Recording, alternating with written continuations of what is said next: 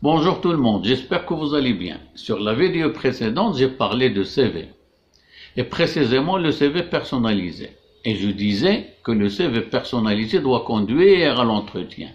Un CV personnalisé doit être précis et facile à lire. Ce qui est important, c'est le contenu des rubriques et non pas leur titre. Dans cette vidéo, on va parler de la lettre de motivation. Alors, on y va. On ne peut pas parler de CV sans parler de la lettre de motivation. Et cela veut dire, pour postuler à un emploi ou une période de stage, il ne se fait pas d'envoyer seulement le CV, mais la lettre de motivation aussi. Attention, la majorité des candidats ignorent que c'est le CV qui est joint à la lettre de motivation, et non pas le contraire, et non pas la lettre de motivation. C'est pourquoi on trouve au bas de la lettre de motivation la notion PJ, pièce jointe, copie CV. D'accord? Alors, le candidat dans le CV et la lettre de motivation ont laissé une bonne impression et habituellement convoqué à un entretien d'embauche. Et ça, c'est sûr. Alors, c'est quoi une lettre de motivation? Quel est son rôle? Alors, on commence par répondre à la question, c'est quoi une lettre de motivation? Elle est appelée également lettre de candidature ou encore lettre d'accompagnement. C'est un document qui répond à une demande précise, c'est-à-dire adaptée et personnalisée.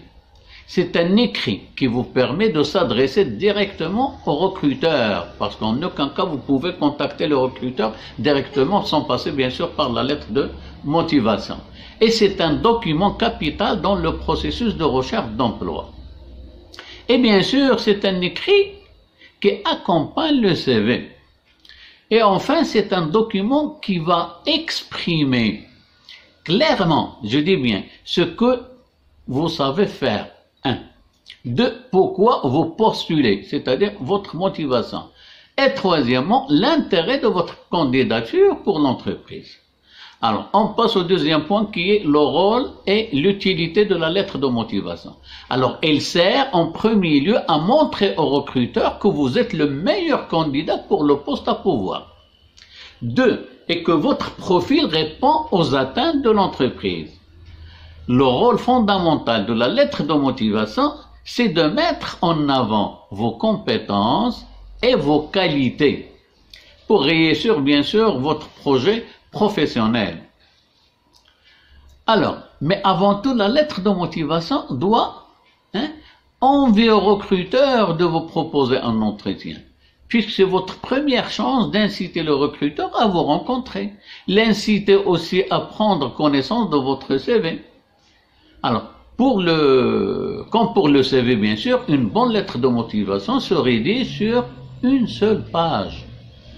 Alors, on passe à la question suivante. Qu'est-ce qu'on trouve sur une lettre de motivation? Alors, c'est la structure de la lettre de motivation.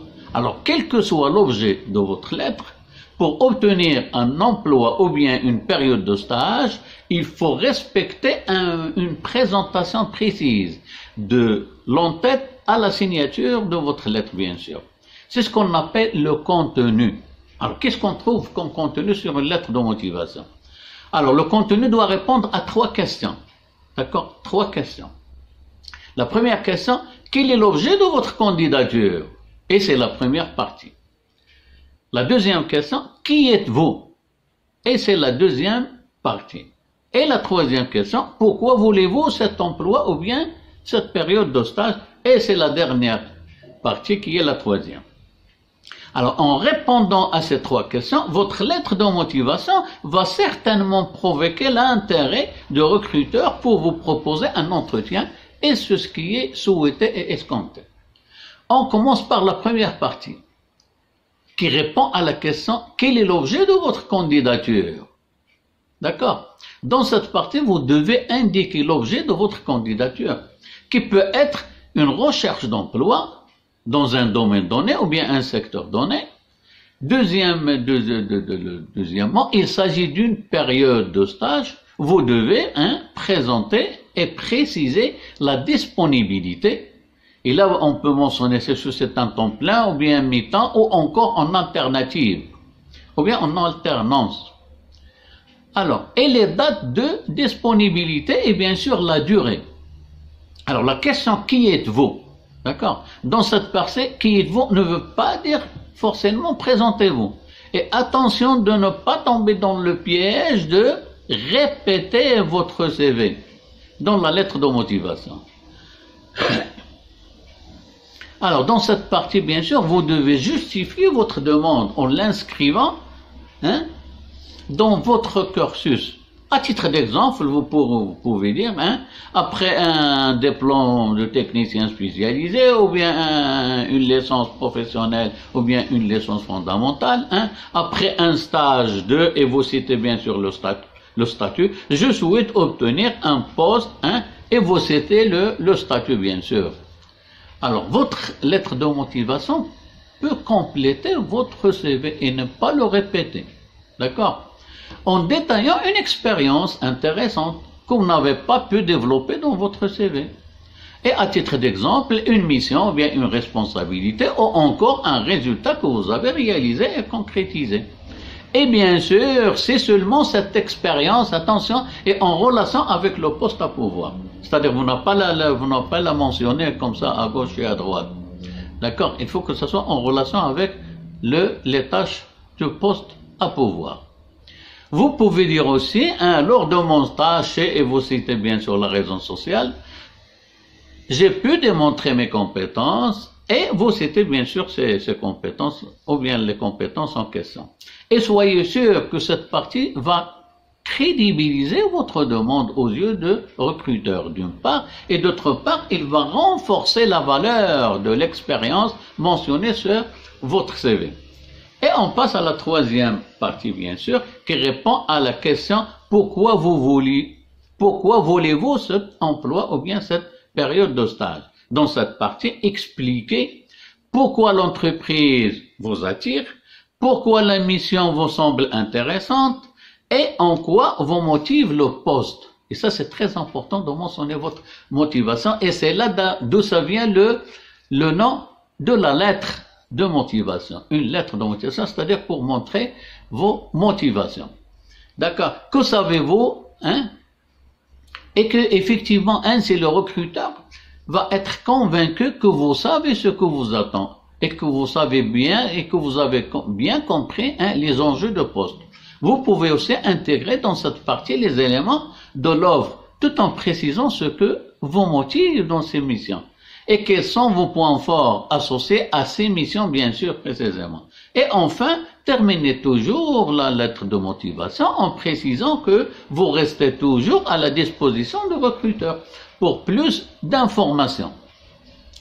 Et en concluant par une formule bien sûr de politesse standard, je reste à votre entière disposition bien sûr.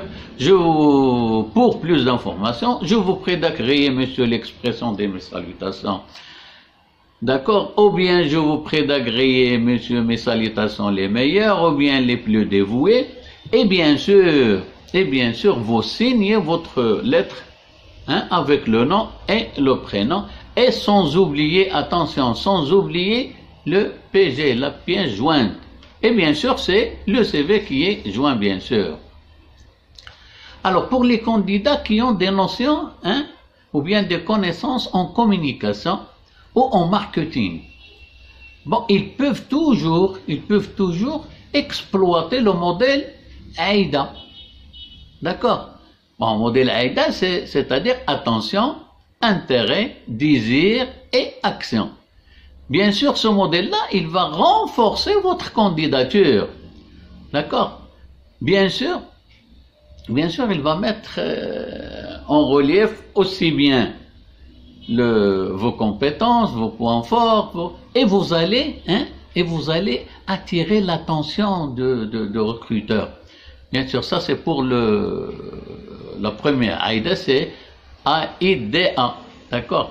A, c'est attention, comme je disais tout à l'heure. Le E, c'est intérêt. Et le D, c'est désir. Et bien sûr, le A, c'est attention.